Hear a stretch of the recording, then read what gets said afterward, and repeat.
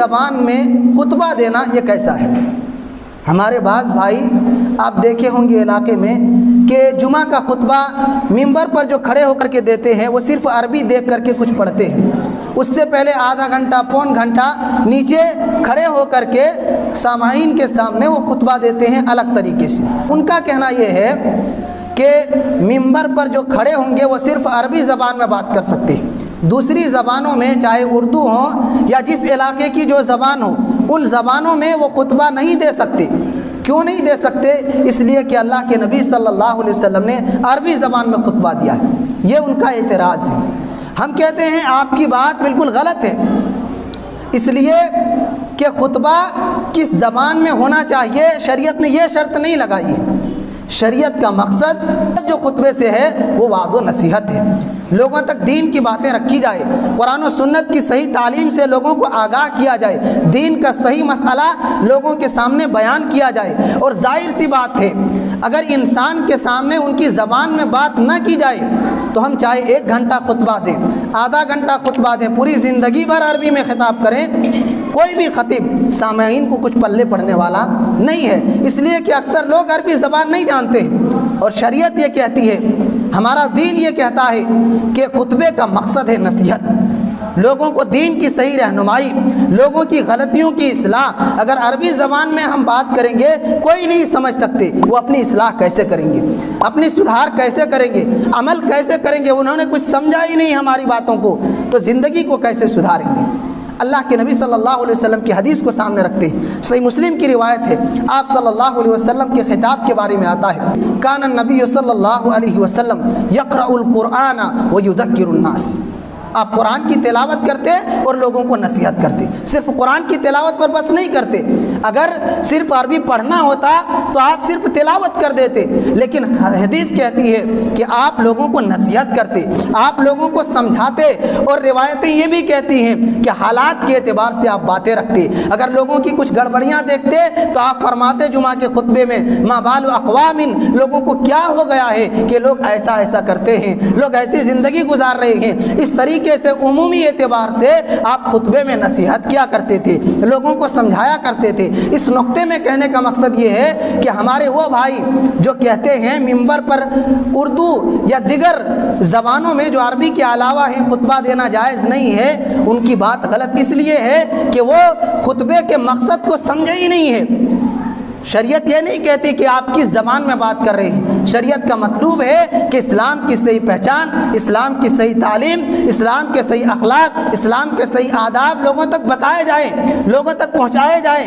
اور آدمی کو اگر نصیحت کریں گے کس زبان میں، اگر ہمیں کسی کوئی سمجھائیں گے تو ظاہر سی بات ہے ہم اردو جانتے ہیں، اردو میں سمجھائیں گے۔ اگر ہم انگلش نہیں جانتے، وہ انگلش میں لمبی لمبی تقریریں کر رہے ہیں، ہمیں سمجھا رہے ہیں، ہمیں کچھ بھی فرق نہیں پڑ رہا ہے، اس لیے کوئی کچھ سمجھ ہی نہیں پا رہے۔ تو حدیث کہتی ہے کہ مقصد نصیحت ہے، نصیحت سے فائدہ اسی وقت ہو سکتا ہے جب سننے والے کی زبان میں ہم ان سے خطاب کریں، اس لیے جب قوم اور علاقے کی زبان میں بات کریں گے تبھی ہمارا خطبہ سامعین کے لیے مفید ثابت ہوگا، ورنہ ہم کسی بھی زبان میں خطاب کریں ہمارا خطبہ بے سود اور بیکار چلا جائے گا۔ یہ پہلا نقطہ ہے۔ دوسری چیز یہ ہے اس مسئلے میں کہ شریعت میں کہیں بھی ایسی شرط نہیں لگائی گئی ہے کہ خطبہ عربی ہی میں ہونی چاہیے، کہیں بھی شریعت میں ایسی شرط نہیں لگائی گئی کہ خطبہ عربی میں ہو دوسری زبانوں میں نہیں ہو سکتے۔ جب شریعت نے کوئی ایسی قید نہیں لگائی ہے، خطبے کا مقصد ہے کہ لوگوں کو نصیحت کرنا ہے، تو ظاہر سی بات ہے وہ اسی وقت ہوگا جب قوم کی زبان میں بات کریں گے۔ تیسری وجہ یہ ہے کہ ہمارے وہ بھائی جو یہ کہتے ہیں کہ خطبہ عربی کے علاوہ دوسری زبان میں نہیں دے سکتے کیونکہ اللہ کے نبی صلی اللہ علیہ وسلم عربی زبان میں خطاب کرتے تھے، ہمارا سوال ان سے یہ ہے کہ اگر آپ یہی کہتے ہیں تو آپ جلسوں میں تو اردو زبان میں خطبہ دیتے ہیں، آپ دوسری محفلوں میں تو اردو زبان میں لوگوں کو سمجھاتے ہیں۔ اللہ کے نبی صلی اللہ علیہ وسلم نے تو کوئی بھی درس، کوئی بھی سبق آپ نے اپنے صحابہ کو دوسری زبانوں میں پڑھایا ہی نہیں۔ آپ کی زبان عربی تھی، صحابہ کرام سے خطاب آپ نے عربی زبان میں کی۔ جب خطبے میں عربی کے علاوہ دوسری زبان بات نہیں کر سکتے ہیں، دوسری زبان میں خطبہ نہیں دے سکتے ہیں، تو دیگر مجلسوں میں، جلسوں میں، پروگراموں میں اور دیگر محفلوں میں آپ دوسری زبانوں میں خطاب کرتے ہیں، اس کے جواز کا ثبوت آپ کو کہاں سے ملتا ہے؟ جب اس کا مقصد نصیحت پہنچانا ہے، جب اس کا مقصد لوگوں کی رہنمائی کرنا ہے، اس جلسے کا مقصد لوگوں کو صحیح پیغام دینا ہے، خطبے کا مقصد بھی وہی ہے،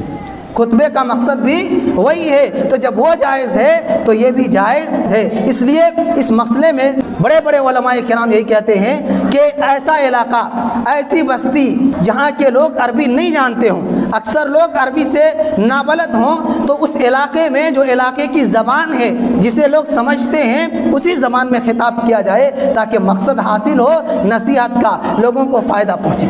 اور ایک عام بات اس مسئلے میں کہنا چاہتا ہوں کہ ہمارے بھائی جو یہ کہتے ہیں کہ جمعہ کے خطبے میں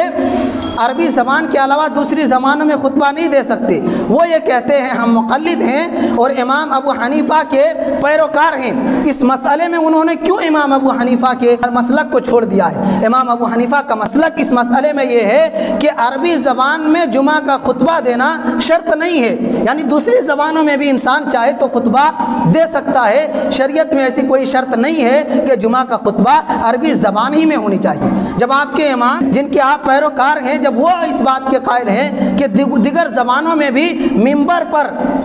عربی کے علاوہ دوسری زبانوں میں خطبہ دیا جا سکتا ہے، تو الگ بدعت آپ کیوں ایجاد کر رہے ہیں کہ آدھے گھنٹے آپ ممبر سے نیچے کھڑے ہو کر کے خطبہ دیتے ہیں، پھر ایک دوسرا شخص چڑھتا ہے اور وہ تھوڑی دیر تک عربی کتابوں کو ممبر پر چڑھ کر کے پڑھتا ہے، پھر بیٹھ جاتا ہے، پھر خطبہ پڑھ کر کے خطبے کو ختم کرتا ہے۔ یہ الگ بدعت ایجاد کرنے کی کیا ضرورت ہے؟ شریعت میں جو عمل ہے مقصد نصیحت ہے، شریعت کا جو ثابت شدہ عمل ہے اسی پر عمل کریں۔ آپ کے امام نے بھی راستے دیے ہیں، آپ اس راستے کو اختیار کرنے کی کوشش کریں، ان کی بات پر تو عمل کریں۔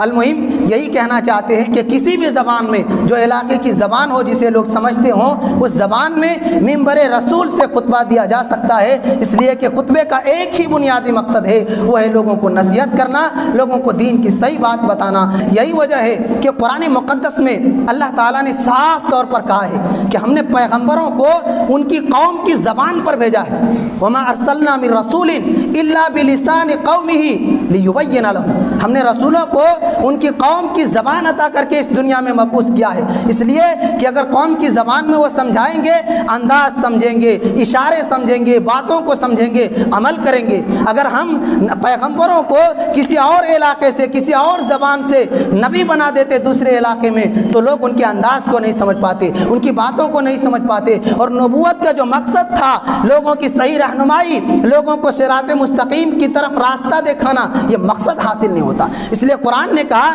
ہم نے رسولوں کو ان کی قوم کی زبان میں بھیجا ہے تاکہ قوم والوں کو اپنے انداز میں باتوں کو سمجھائیں۔ خطبے کا مقصد بھی سیم وہی ہے کہ لوگوں کو ان کی قوم کی جو زبان ہے اس زبان میں نصیحت کی جائے۔